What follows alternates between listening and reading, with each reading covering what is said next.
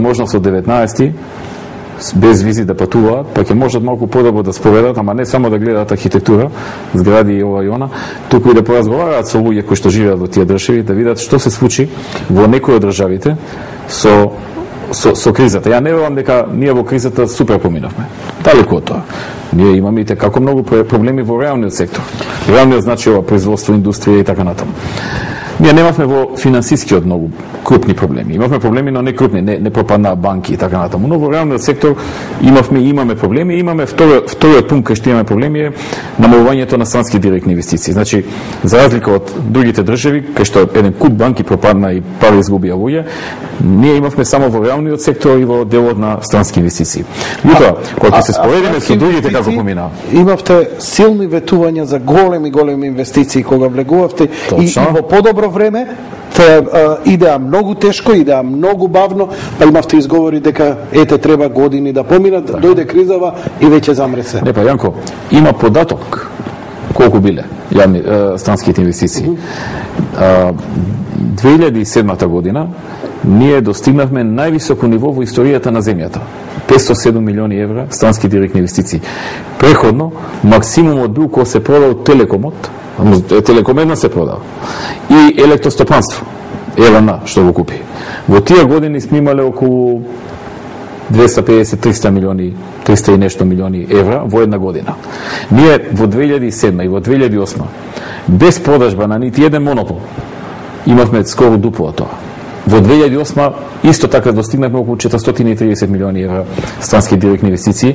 Ни една година пред тоа во Македонија, ама ни една, буквално, кога сме продавале фирми, кога сме продавале монополи, телекоми, електростопанства, не сме имале речиси пола милиарда во едната и во другата повеќе од пола милиарда евра странски директни инвестиции. Значи, може би некој не го почувствува тоа. Ја не верувам дека за една година дуплирање на странски инвестиции сите ќе почувствуваат. Ама и некој пропадна. Еве, например, Сончев град.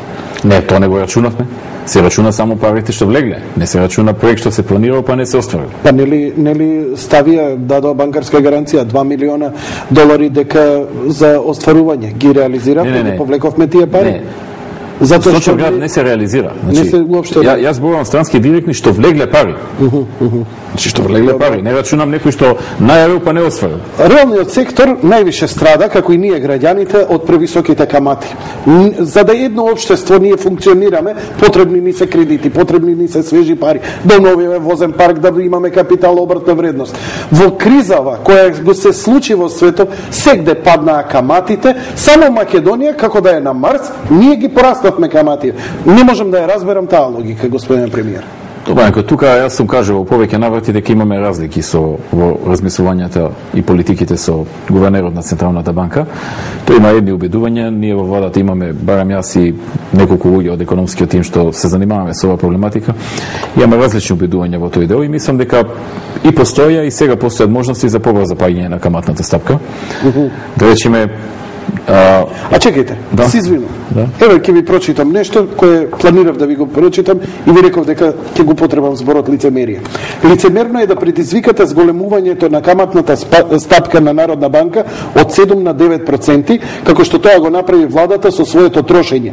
А потоа, без било каква грижа на совест, да се правите како да немате никаква врска со тоа и да изразувате задоволство што каматната стапка се намалила од 9 на 8,5%. Најмалку што можеше да направи владата беше да им се извини на граѓаните и на фирмите што заради неа цела година плаќаат повисоки месечни на кредитите. Седно кој да го кажал, кажано е во јавност, еве и ја јавно ве прашувам.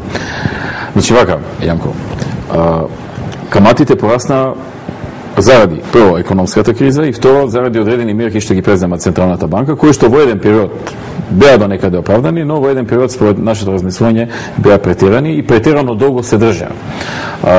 Постоја начини порано да се намалат тие каматни стапки, постојат начини и сега и јас се надевам дека гувернерот и Советот на Народна банка сепак ќе одлучат во поблиска иднина да извршат одредени корекции на монетарната политика во правец на намалување на каматните стапки. А на овие одвинување како е одговорот? Од СДСМ се тоа, пресконференција од СДСМ, не можам ништо друго да одговорам, освен дека во нивно време, без криза, имаше повисоки каматни стапки од овие.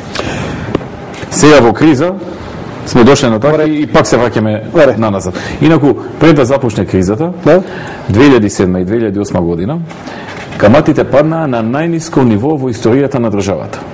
Значи, повторувам, пред почетокот на кризата, со политиките на владата, каматите дојдоа на најниското ниво, најниското во целокупната историја на независна Република Македонија. Тоа значи дека нашите политики биле исправни.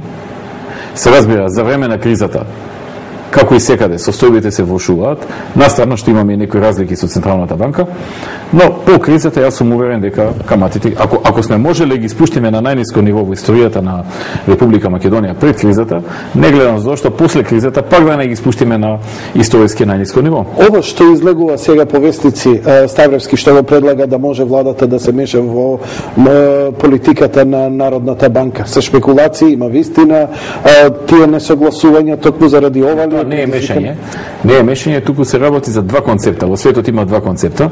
Едниот концепт е супервизијата на Народна банка, да е вака како тука во Народна банка. Другиот концепт е сите три супервизии на банките, на осигурителните друштва и на што беше уште една работа се намеѓу да се обединат во едно посебно регулаторно тело, кое што е надвор од Народна банка.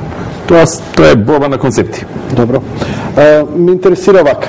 И има еден клуб држави каде што овој концепт за кој што Ставревски зборува е успешно применет. Значи, не можам да ве убедам никако дека оваа казнена политика која се применува на граѓаните, дека нема да се намали, дека вие не отстапувате од борбата против неправилното работење. Тоа е барање да се спроведува законот. Значи, вие ако ме убедувате да не го спроведуваме законот, мислам дека по некое време самите граѓани ќе речат не се почитува законот, гледате што прават, каде е владата, каде е инспекциите, каде е државата, каде ова. Значи, допред 6 месеци не обвинуваат да се спроведе законот. И сега правиме се што можеме. Не велам дека идеално, дека некаде нема кај што не се спроведува и така натаму, но правиме се што можеме да се спроведе законот и колку што може повеќе луѓето да работат по закон. Сега е се јавува нов бран. Зошто толку да се спроведува законот? Ајде да не се спроведува сега малку ако може. Значи малку е тешка таа задача што ми ја даваш ти. Кукаат луѓе се жалат многу. Тоа е проста работа. Многу беше убав моментот, го прославивме кога ја направивме обиколницата околу Скопје, задоволни го сметавте како капитална инвестиција, голем успех и што ти ја знам и така натаму и така натаму. Нешто не заживе ако што треба да се рестарети Скопје, за жал, но згора на тоа, еве слушаме сега дека обиколницата имате намера да ја дадете под приватна концесија. Мене ми е нонсенс, прво, ја како обичен граѓанин, да не навлегувам во висока политика, сигурно ќе ми објасните, ја кога идам во Солун или негде на летување Грција, обиколницата околу Солун не плаќам патарина. Добро, има многу примери на обиколници кај што се плаќа патарина, не знам сега за Солун, не сум отишол одамна, не се сеќавам, но може да ви набројам многу обиколници кај што се плаќа. Што е поентата? Добро е прашањето и добро е да се објасни. Ние сакаме да изградиме во Македонија околу 500 километри патишта. 550 е вкупно на тоа што сакаме да го градиме преку концесија. Ова со турците што го договаравте нешто? Не, турците имаат дел заинтересирани фирми са. Дали тие фирми ќе дојдат на тендер, дали ќе победат, ќе видиме, но има интереси кај нив. Сега, само дозволи ми да објаснам.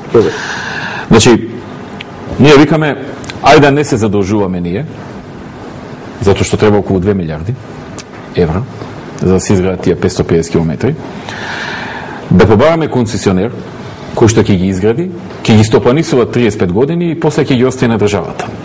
Тоа е се во ред. Меѓутоа, кога ќе се направи пресметката, колку пари тој ќе си врати за 35 години, излегува дека тој нема есап да инвестира толку пари, затоа што по нашите патишта се движат малку коли.